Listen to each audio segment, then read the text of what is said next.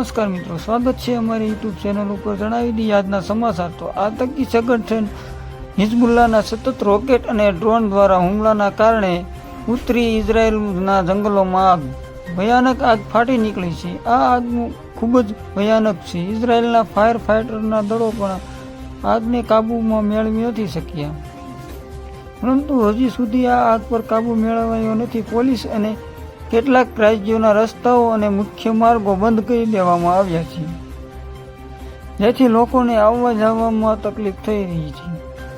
ભચાઉના લાકડિયા નજીક રોડ પર અકસ્માતની મોટી દુર્ઘટના સર્જાઈ છે। લાકડિયા પાસે ગમસવાર અકસ્માતમાં 6 લોકોના કમકમાટી ભર્યા મોત નીપજ્યા છે। ઇકો અને ટ્રેન વચ્ચે અકસ્માત સર્જાયો છે, જેમાં 6 લોકોના ઘટના સ્થળે મોત થયા છે। આ ઘટના 3 થી 4 લોકોને ગંભીર રીતે ઘાયલ થયા છે।